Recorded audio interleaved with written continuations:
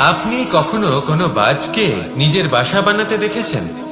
এই বাজ যখনই কোনো বাসা বানায় তখন উঁচু গাছের ডালে বা কোনো পর্বতের শিখরে বাসা বানায়, অনেক উচ্চতায়।